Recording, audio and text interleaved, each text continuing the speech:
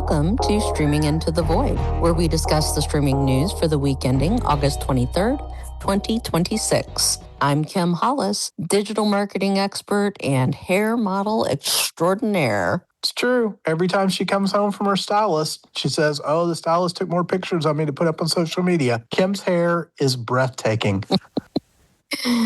With me is Tim Brighty, content creator and gamer, who just recorded the darkest podcast of his life. I guess maybe I should turn the light on.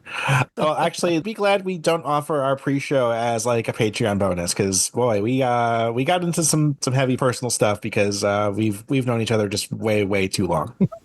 No, but it was a good discussion. Also, David Mumpower, author of Disney Demystified and streaming media analyst, who once naively believed the internet was a good thing. I've just got to stop reading the news. Everything makes me sadder and sadder. And the podcast is produced and edited by Raul Buriel, who's headed to Walmart after this to get his K-pop Demon Hunters Lucky Charms. That movie came out a year ago. It's still popular, Tim, but peach mango flavored? Nah. No. It does come with an exclusive Huntrix bowl and spoon. Ooh. Oh, okay. Now I'm interested. I can't fault you because I went to McDonald's for the Hello Kitty Godzilla Happy Meal yesterday. Also, I think it took that long for them to actually get K-pop Demon Hunters merchandise out. So.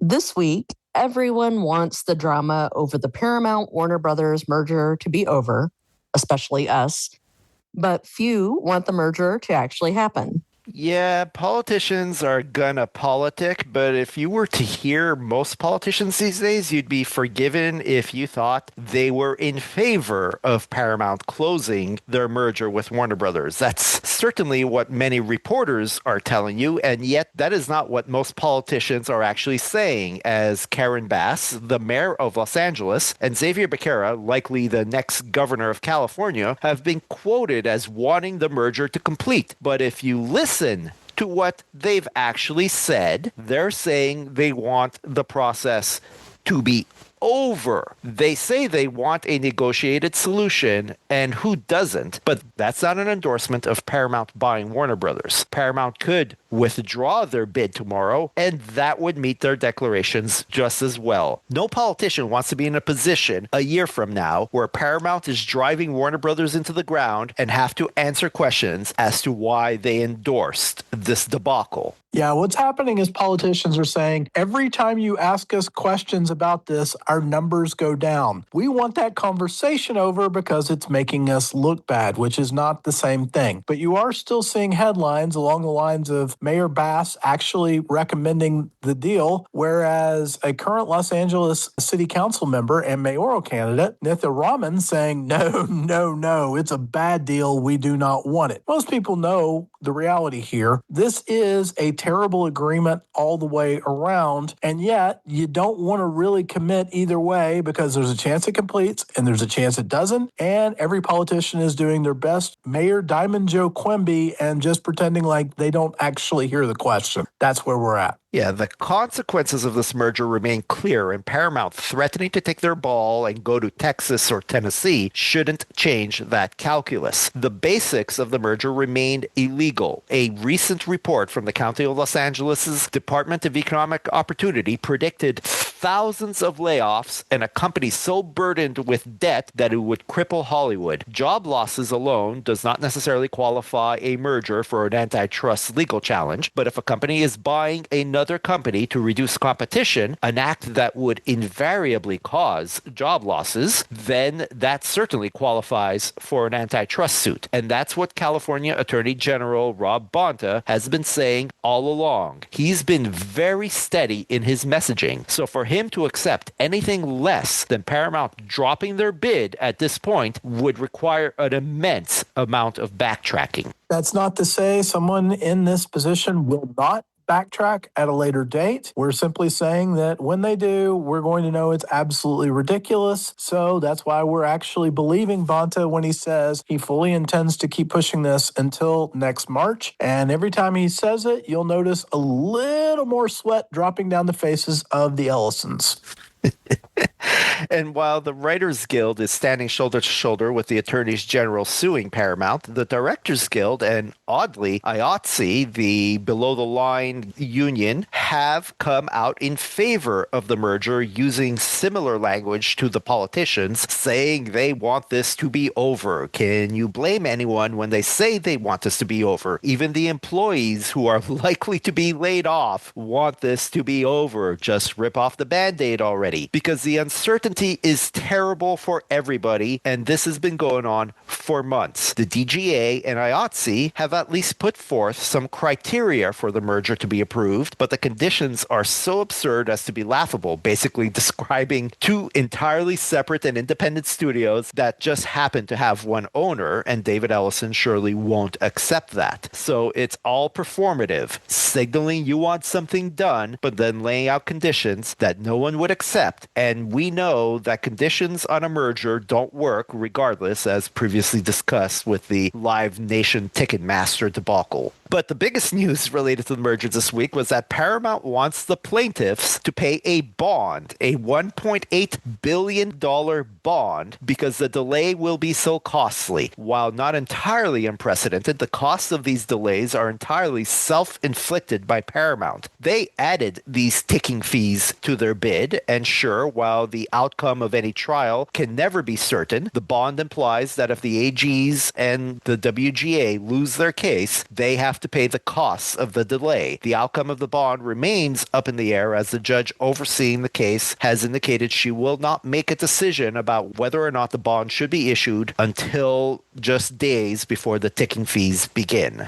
Long story short, Paramount threw in a ticking fee it had no reason to throw into the deal because it was so sure it could just power through on this. And now that it's facing the consequences of its own actions, it's doing what a lot of people do in this situation. It's pleading with the government for a bailout. That's what this is.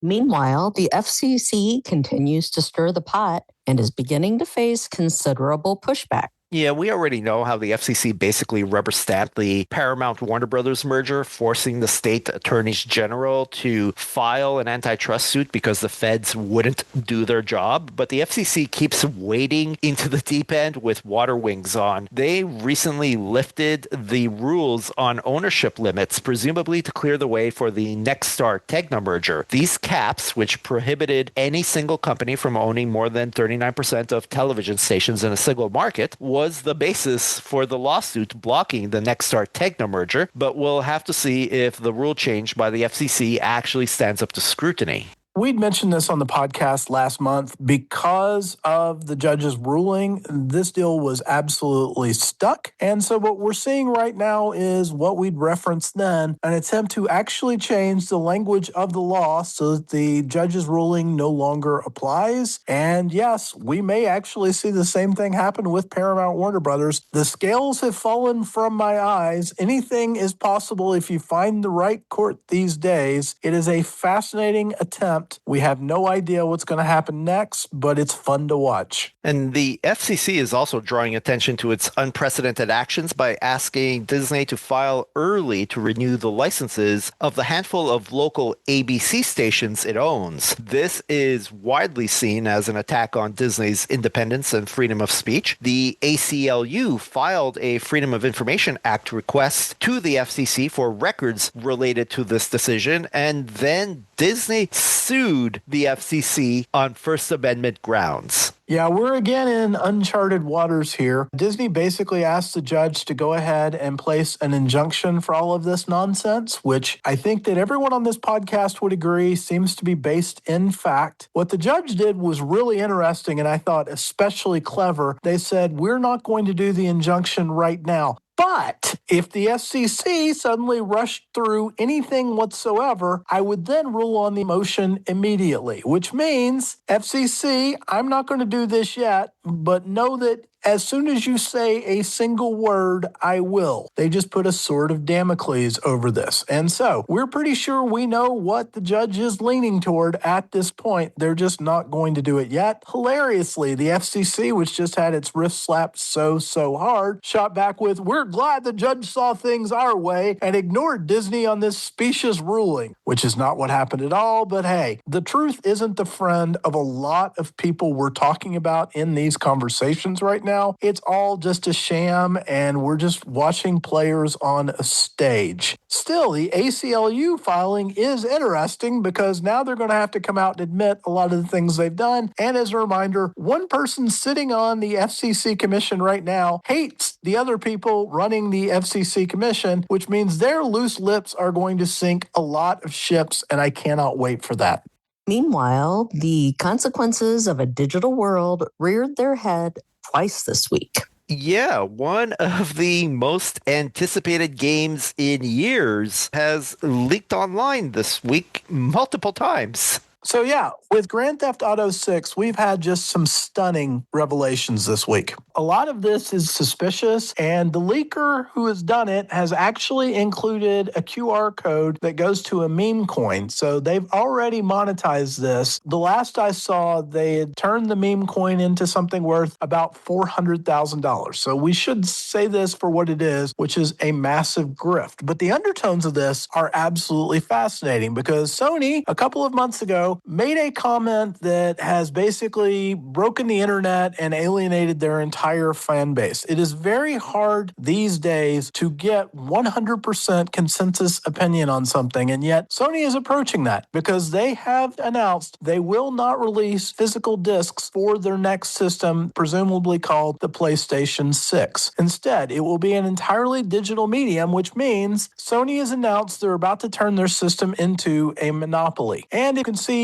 community notes on the post along the lines of Sony lacks either the wherewithal or the legal measures to do this because such activities are illegal in numerous countries. You can't just say, hey, we're doing a monopoly, deal with it. A lot of countries are going to resist. On top of that, for a digital system to work, Sony has to control its medium rather than, say, leaking the most anticipated game of the past 5 years online, which is what appears to have happened. As a reminder, the last Grand Theft Auto game sold almost 250 million copies. That is not an exaggeration. It still might get there before this is all said and done. And now Grand Theft Auto 6 is apparently going to be available online on PC as a pirated copy before the game actually comes out in November, presuming that this leak does become absolutely public, which still isn't 100% sure to happen, and there's always a possibility that the leaker is bluffing about how much of the content they actually possess. They could just have a part of the game. Still, what we're witnessing is pushback against digital ownership as more and more companies try and do this thing where they go, we're selling you a digital license so we can actually sell it to you again because we can revoke that license whenever we want. Consumers are going not so fast, and some of them are becoming militant. And another embarrassment for digital distribution, the upcoming Jason Statham movie Mutiny premiered on Prime Video this week. Why is that an embarrassment? Well, actually, the movie was supposed to be premiering in theaters this week and is not scheduled to be coming to Prime Video at any point in the near future, as far as we're aware. Lionsgate, which actually has distribution rights for this movie in the United States, is, I believe, a little bit upset. Yeah, as far as mistakes go, this isn't just one that's going to get people fired. This is going to get Amazon sued, and there's probably going to be some sort of settlement of 8 figures, possibly 9 figures. Jason Statham's most recent blockbuster, The Beekeeper, earned $160 million at the global box office. So it is a financially damaging thing to make a digital copy of that movie available 2 days before the film comes out in theaters. Whoops, my bad. Should I not have done that? Oh my goodness. When this story came out, I felt so bad for everyone involved because it is going to be a mess, but this was an accident. And this is where I reiterate, I once thought the internet was a good thing. All right, Tim, let's quickly touch on the box office. So believe it or not, Spider-Man Brand New Day is not the number one movie at the box office on Friday. That would go to the latest Insidious movie, but I still don't really care about that. The most important thing is that Brand New Day, as of Friday, is at $825.7 million domestically. That would now be third all time in just over 3 weeks, 22 days of box office, $825.7 million. Imagine if Amazon had leaked that one. Wow. Oh my. So it's now 33 million behind Endgame for second, a bit over 100 million behind The Force Awakens for number one domestic all time. That still seems out of reach as it is starting to slow down. It only earned 9.8 million on Friday. So yeah, it's basically done at this point. But just a remarkable performance in the last 3 weeks, just practically single-handedly saving 2026's box office, which, it had some big movies like Toy Story and The Odyssey. Oh, by the way, that's over 500 million too. And it actually has crossed 2 billion worldwide as of Friday. Yeah, The Odyssey is actually now the highest grossing R-rated film. Oh, that's time, right. Yes. And has been absolutely dwarfed as a story by Brand New Day. Like if they had just put Brand New Day at any other time of the year, all we would be talking about is The Odyssey. Right. The Odyssey, I had to double check. I was like, oh, by the way, that only earned 1.3 billion worldwide. That just seems terrible compared to Spider-Man. It got absolutely eclipsed by Spider-Man, which there aren't enough superlatives in the dictionary for this. I've been just flabbergasted at this performance the whole time, and yeah, it's like all time, and we're in weekend what 4? Yeah. It breaks the brain. 2 absolutely remarkable performances, and one just feels like an afterthought because of how ridiculous the Spider-Man is doing. So the good times, we'll still continue to monitor it. The crazy run is just about over. It's definitely getting second at this point. There's just not enough juice left for another 100 million without some weird marketing push. Probably. Yeah, I hate to rule out anything at this point. Yeah, it's still possible. It feels unlikely without some weird marketing push. We've jokingly ignored some other box office stories. Like last weekend, we had a Paw Patrol movie that earned 20 million. We had The End of Oak Street, which opened at 21 million. As I said, Insidious, which has actually been a surprisingly reliable horror franchise over the last 15 years, is going to be actually, it may not be your top movie for the weekend, but it did manage to beat Spider-Man on Friday, which is, as I like to joke, the answer to a trivia question. But I mean, it's hard to call the box office this week when you had what's likely going to be the second biggest movie of all time and a couple other $500 million earners. And I guess we should go ahead and throw in, just for the purposes of finality, the Mutiny opened to 2.8 million. I'm just going to throw out there the fact that The Beekeeper opened to more than double that at 6.8 million. We're not reading anything into that because I think most people would objectively agree The Beekeeper looked better, whereas The Mutiny looked very generic. But if I'm arguing this in court, that is an easy argument to make right there. So it's out there. Yeah, there was just something about The Beekeeper that stuck out as far as action movie starring Jason Statham number 27, like Mutiny feels like. It's getting a sequel in January. Is that the one where Jason Statham kicks him in the face? Yes. Reagan, we love you. We're still stealing your joke. But the fun ranking is actually the films where he doesn't kick someone in the face. David seems very focused on Beekeeper. Let me point out that Jason Statham had 2 more theatrical releases since The Beekeeper. I'm going to have to take your word for that, honestly. Amazon may want to point to those instead and say, sure, The Beekeeper made a lot of money, but what about A Working Man or Shelter, which were definitely movies that happened. I remember A Working Man. I forgot about Shelter. Does he have a home or does he just go from set to set?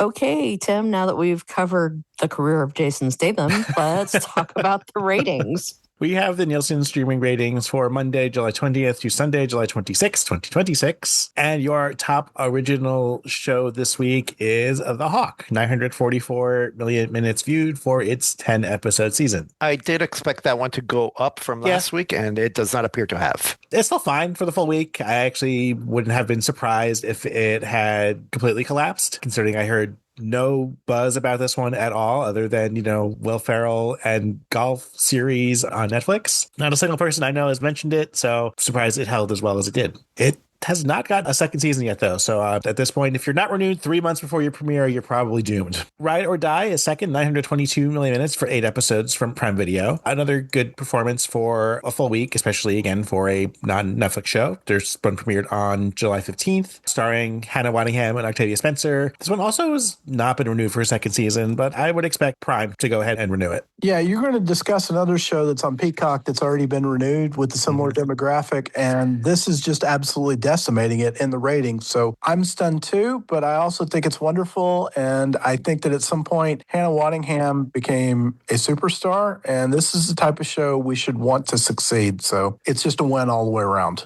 And now that I think about it, if Amazon doesn't renew this, that is going to send the wrong message so many different ways. Yep. Returning in third, Ransom Canyon, 751 million minutes for 18 episodes. The second season of this one premiered on July 23rd, 8 more episodes. This is, of course, a Westernish show starring Josh Duhamel and Minka Kelly. Season 1 was April 2025. We saw it then. Not a surprise to see it return for its second season. Yeah, we were jokingly calling it Friday Night Yellowstone, and I think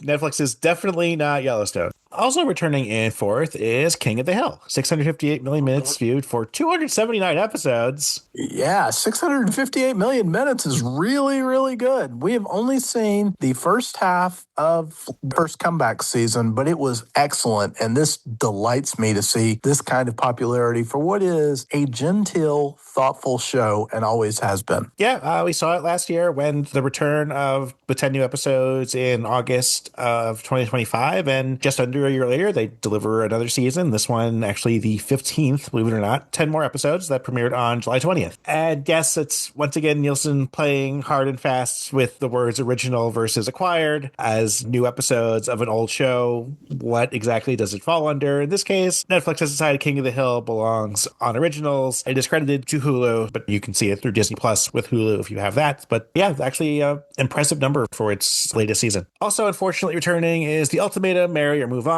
With Love Island having, finished the season, we needed another trash TV show to take its place. So 571 million minutes for 40 episodes for the fourth season of this Netflix reality series. After being the top show last week, Little House on the Prairie drops to 562 million minutes for its 8-episode season, but this one there will be more of. I Will Find You, the Harley Coben series, again, surprisingly resilient, 442 million minutes for its 8 episodes. And Silo from Apple TV, 381 million minutes for 24 episodes, adding episodes weekly through the beginning of September. Season 3 premiered beginning of July, final episode due September 4th. And with the return of Ted Lasso, we might actually get 2 Apple shows on the ratings in a couple weeks. Peacock's The 5-Star Weekend. This one did get renewed for a second season, 334 million minutes. Still convinced it was the show that played on Peacock after you finished watching Love Island, and that was enough to get it on the ratings. Originals wraps up with something called Agent Kim Reactivated, 316 million minutes for 10 episodes from Netflix. This is a K-drama. I went back and checked, and we did not talk about this one. An action thriller / revenge drama is what Wikipedia calls it, and it was apparently wildly successful in its home country of South Korea, where it was on broadcast, and then it was also made available everywhere else on Netflix at the end of June. It actually added episodes over the course of the month, which is why we're seeing it now with the finale on July 25th. But yeah, this was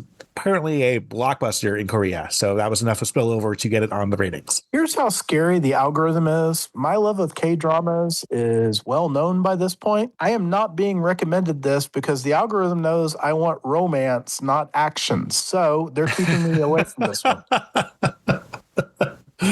It's always nice, though, when we miss something that just shows up and manages to break through these ratings. It's been a while, but it's happened before. So when this popped up, I was like, what the heck? I've assumed it was like something animated, but it is not. It is live action. Movies is led by, drumroll please, Masters of the Universe, coming in with 1.1 billion minutes from Prime Video. I quit. That's it. I'm done. The 1987 Dolph Lundgren classic? No, roll the 2026 version that was in theaters in May. I would have speculated that more people had seen the 1987 movie than this until I saw this movie's chart. What the hell? I have no idea. And it's the number two that gets me. After basically being one of the flops of the box office this year, it arrives on Prime Video on July 22nd and promptly drops 1 billion minutes on us.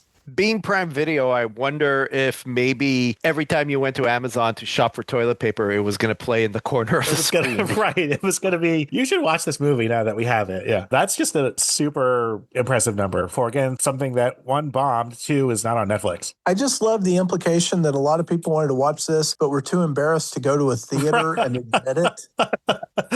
That might be it. Like, it's the definitive I'll wait for streaming movie. You have to realize this had a $170 million budget and earned $114 million. This is legitimately one of the 5 biggest bombs of 2026 to date, and it'll probably stay that way. And yet, it has pulled a Madam Web, a Morbius, the films that everyone knew weren't good enough to spend money on in a theater. But since you're already paying for your streaming subscription, why not go ahead and watch it? By the way, that 114 million you said, that was worldwide. That wasn't the domestic total. Right. Folks, it was 300 million short of what it needed to be. Oh, gosh. New in second, 72 hours, 791 million minutes. I was like, wait, what the heck was this? And like, oh, right. It's the latest Kevin Hart comedy. He somehow accidentally gets a text message, ends up in a group chat about a party, and of course he shows that he's old and they're all young.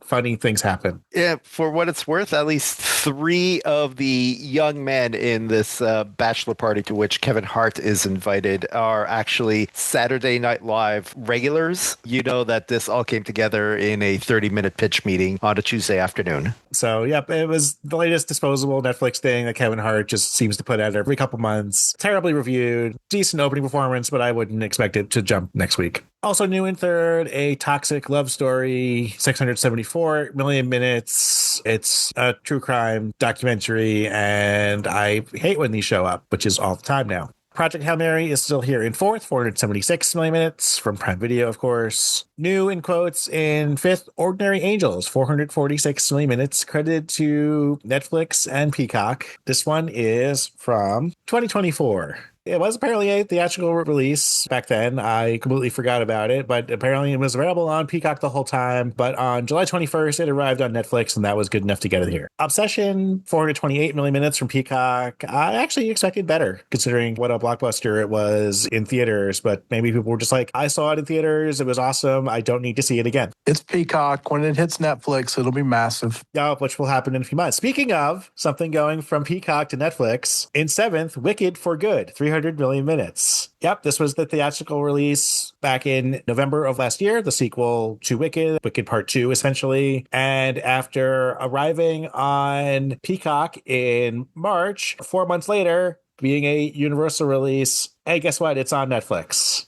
Descendants, Wicked Wonderland from Disney Plus. We saw that premiere last week. That's 8th, 289 million minutes. New in 9th, Sniper, No Nation, 269 million minutes. Roll and I went down a very deep rabbit hole for the Sniper franchise, which goes all the way back to the early 90s, most of which star Tom Berenger, and he makes an appearance in this. It's only like the 9th movie we calculated, but since 2011, it starred some guy named Chad Michael Collins. There was one last year. Couldn't care less. Let's talk about the sequel that matters, Tim. In 10th is Mortal Kombat 2. Get over here. 246 million minutes from HBO Max. Yes, this was also a theatrical release earlier this year. It's not a great number, but oh my goodness, do I ever love Mortal Kombat. Actually, Mortal Kombat is like the perfect capper for a discussion about Masters of the Universe because they're both ones that are just so cheesy. Nobody's ever going to be seen in public admitting they love them. And yeah. Right. You know, it didn't do as well as it could have compared to its budget. But if you don't go in with any expectations, you're probably just going to enjoy yourself. It's just ridiculous. This might be my evening viewing tonight.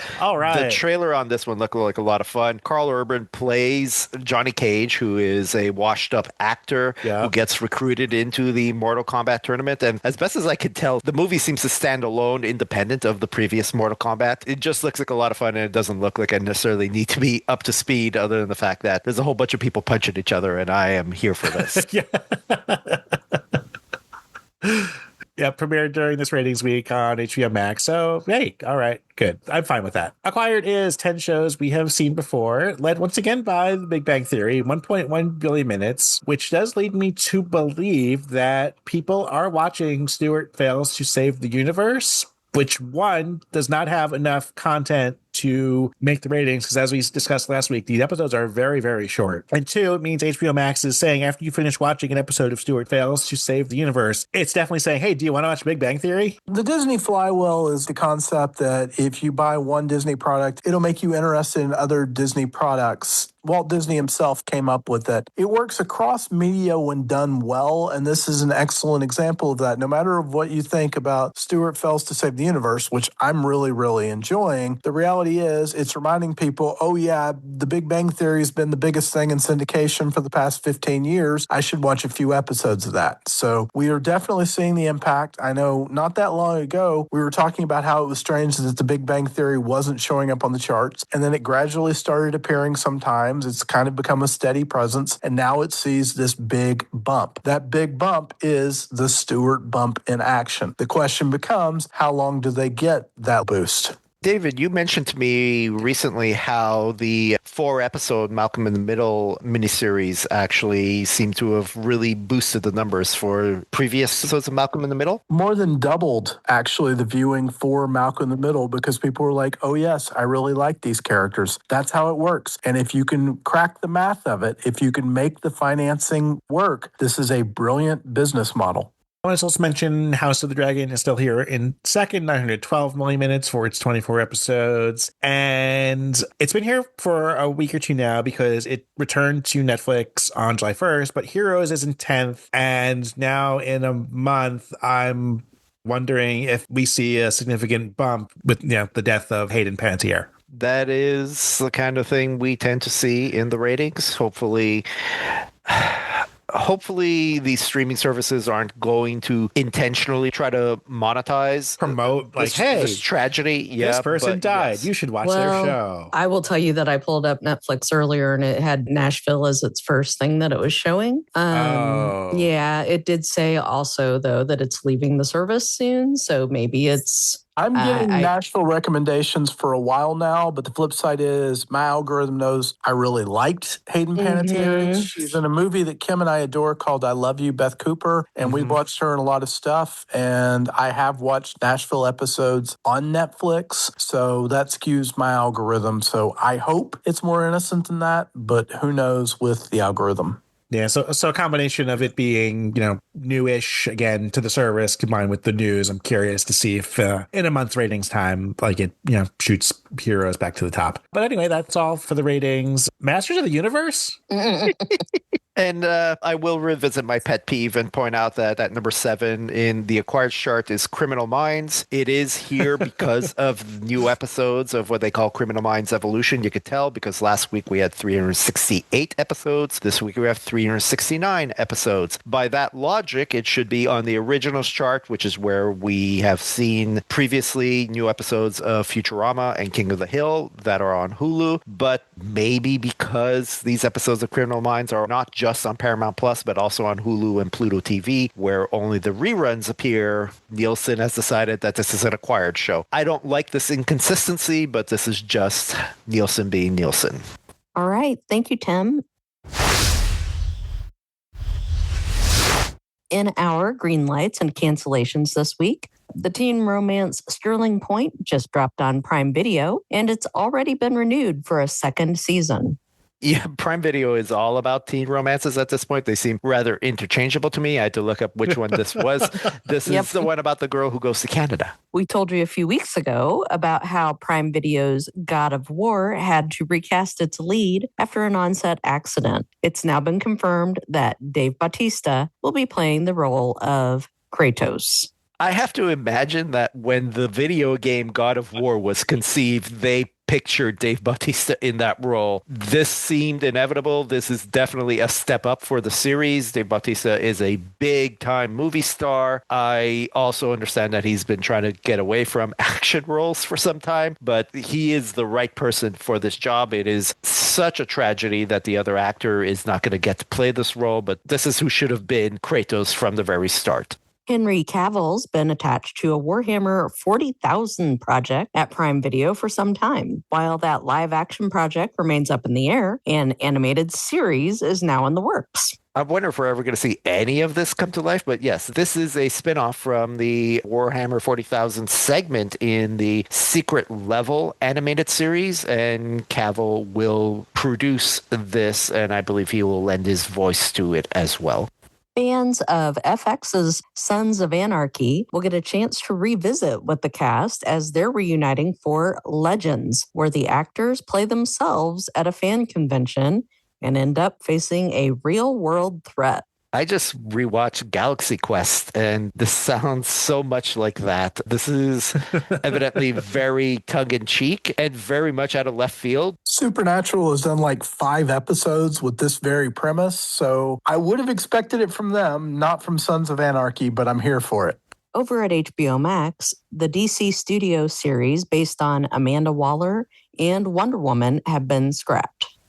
This is not a vote of confidence in the James Gunn DC Studio projects. I imagine after the failure of Supergirl in the theaters, there's been a lot of second guessing here. I will say that the Green Lantern series, which has so far only aired 1 episode on HBO Max, is very good. Probably one of the best things that has been produced under James Gunn at DC Studios so far, but that's not saying a lot. I think they've only done like 3 or 4 different projects. And one of those starred John Cena, so... Yes. They're paring back what they're going to do until they see how fans react to, I'm guessing, the next Superman movie. So there's probably a lot riding on that. Yeah, this one's actually more nefarious than you may think because they went ahead and greenlit something called The People versus Gorilla Grodd. So they're not afraid to make new DC Comics series. They just need to have men in them rather than women. Over on Netflix, it appears that David Fincher's American version of Squid Game may have been scrapped. I would speculate to say that if the second and especially the third season of Squid Game had done better, that this would certainly be full speed ahead. And they did fine. They just didn't break the ratings like, of course, the first season of Squid Game did. There were hints at the end of that third season of an American Squid Game. But yeah, clearly nothing really came of it beyond the announcement that David Fincher was working on something. And now he does not seem to be working on that anymore. There's a possibility, though, that there could be other versions of Squid Game, not necessarily an American one, is what the source here implies, which would be interesting because I think you're right. Well, like they were probably expecting season 2 and 3 to go higher. I don't know why you would, because I don't know how you topped what you did in season 1, but I could see it being like applied to other countries rather than an American version. Yeah, the premise just doesn't work here. We wouldn't have any sort of underground fighting system like this. We just have it on the White House lawn, so. Yeah. Maybe he can do Mindhunters. Come on. Meanwhile, Netflix is developing a series that we will inevitably call That New York Yankees Show. Or if you're me, that stupid bleeping Yankees show. Yeah. Yeah, so Netflix is currently airing some Major League Baseball, such as the Field of Dreams game a few days ago and the All-Star Home Run Derby. So since they've stuck their foot into this, they're talking about doing an untitled drama series, and it's going to go through Jason Bateman's production company, which is funny because, as you'll notice during the playoffs, he is a diehard Los Angeles Dodgers fan, so there's a little bit of conflict of interest here. But you can do a lot with the Yankees because you can start in the 1920s with Babe Ruth and Lou Gehrig. Then you could do the 1990s with the Derek Jeter teams. And then you can go up to 2009 was their last championship team. And then you can keep going into the 2020s where they have the most electric player in the American League in Aaron Judge. So it is rife for a lot of stuff. And as a reminder, I don't want to tell them which way to go, but in the 1970s, they famously had wife-swapping teammates. One of which the couple broke up and then the reliever married the other one's ex-wife. So there is a lot going on with the New York Yankees if you start diving into it. The Godzilla Monsterverse continues to expand on Apple TV as it gets a second series, this one having Connie Nielsen and Stana Katic joining Wyatt Russell in the prequel. We've already seen 2 seasons of Monarch on Apple TV, where Kurt Russell actually plays a current-day incarnation of Wyatt Russell's character. We've seen him in flashbacks. So I guess they're going to be expanding those flashback sequences into an entirely separate series. This is fascinating. This all, of course, ties into that Monsterverse where we've seen Godzilla and King Kong. It's quietly becoming an incredibly successful franchise for Legendary, which puts out their movies through Warner Brothers, but their series on Apple TV after having had a little bit of a falling out with Warner Brothers during the pandemic.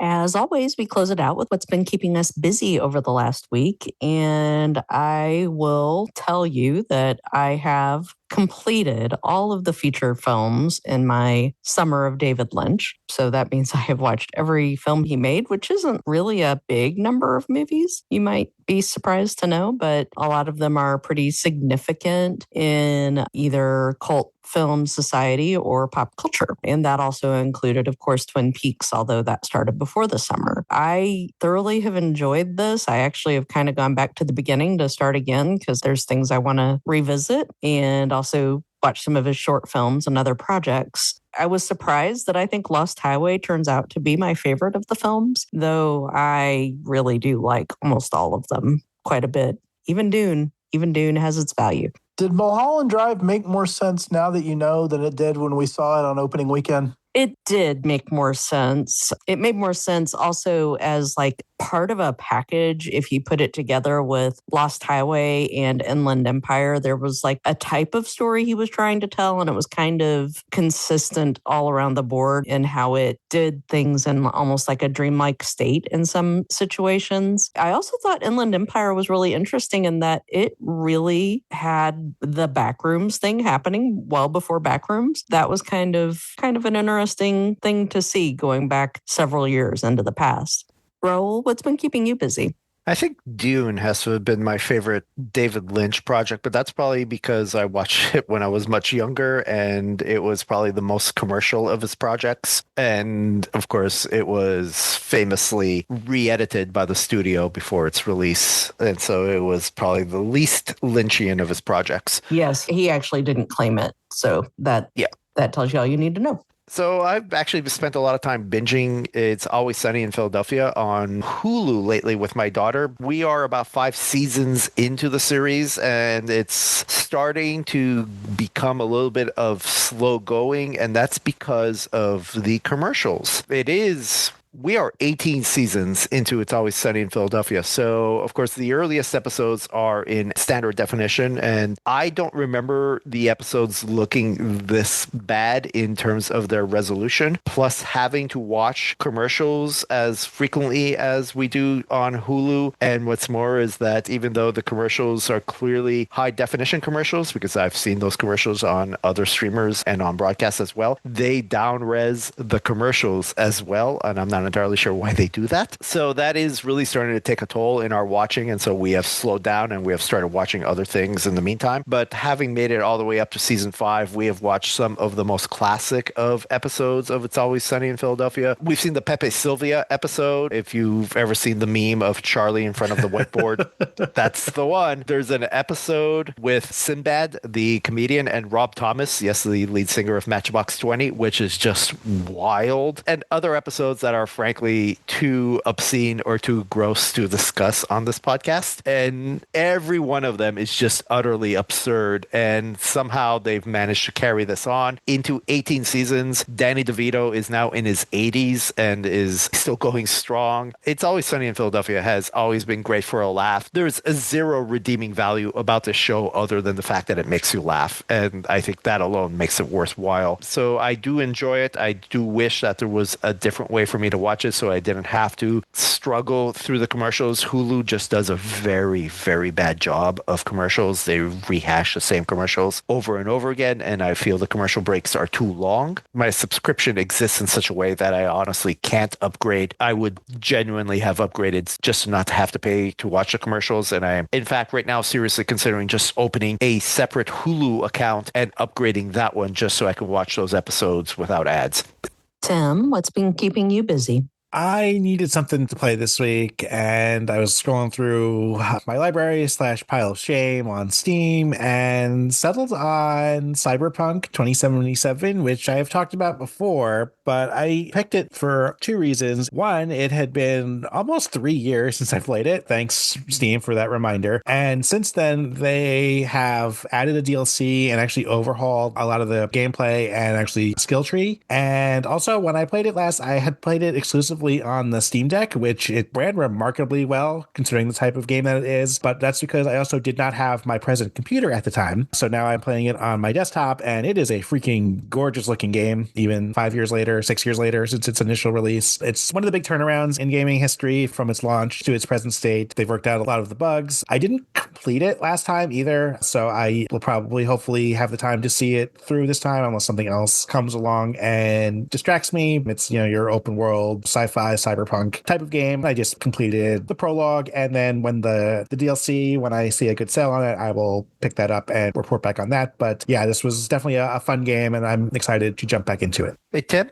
I've watched some of the leaked footage from Grand Theft Auto 6. And in seeing this, mostly just, cars driving around the city at night, my immediate reaction was, yeah, it looks a lot like Cyberpunk. My takeaway is that Rockstar, for all the time it's spent developing the new Grand Theft Auto game, is not necessarily going to deliver anything monumental. And I don't know if you have any opinions on that. I remember playing GTA 5 and then, thought it was good, played the story, and then that was that. And then somehow GTA Online has persisted over the last 10 years, which I have zero interest in. So I'm not expecting them to reinvent the wheel, but I'm expecting them to deliver a good open world GTA game. Ironically, it will not going to be on PC initially. It is only going to be a console release at the start. So if when I get to play it, it will likely be some time. But yeah, I'm not expecting like anything new, just, a modern GTA, which is what people have wanted. Why it's taken so long, I don't know why Rockstar doesn't want more money. Just you can release these games and people will buy them because they always end up pretty good. So yeah, I play GTA 5. I'll play GTA 6 when I can. Cool, thanks. Okay, David, what's been keeping you busy? We actually had a rare opportunity to catch up on some stuff over the past 5 days. So I finished up the most recent season of For All Mankind, and I have to say, kind of broke my heart. They've lost the plot a little bit. But the final 5 minutes were so good that I'll still stay in and watch the next season because I'm really, really excited. They actually tied back to something that happened at the end of season 3 that's basically been totally forgotten and ignored since then. And I love when stories show that sort of vision. So I'm back in. And then we also completed the season of Fallout, which we'd been gradually creeping through for a while now. And I have to say that I loved some parts of it, but I do think it was a distinct step back from the first season. The ideas felt a bit more stretched out and maybe not as tight. However, they are promising kind of a civil war next year, and I'm curious to see where they go with that. And then I finally completed the Halo campaign Evolved. It took me forever because I just haven't had much time to play, but it's an absolutely gorgeous game, and I could just play the library forever. I'm always happy when I do that. And then finally, Kim and I finally got around to watching Companion, which I've been meaning to do forever. I understand now why Sophie Thatcher has gotten so much praise for the film as the lead. She is just mesmerizing in the role. And what I really admire about it, and Kim and I were talking about this right after we finished it, we talked about it a lot. They didn't cheat on this script any. They didn't take any shortcuts whatsoever. There was a resolution at the end that involves characters we haven't seen previously. However, they're introduced in plausible fashion, and their presence allows for a solution addition to the film that is masterful in nature. I highly recommend Companion. It is a great film that deserved a much better fate. Thank you for listening to Streaming Into the Void. Please consider subscribing wherever you listen to podcasts, and we welcome your feedback. Remember that we're on social media at Streaming Void and online at streamingvoid.com. If you like what you're hearing, please consider becoming a supporter on Patreon at patreon.com/streamingvoid. Be sure to watch for us again next week.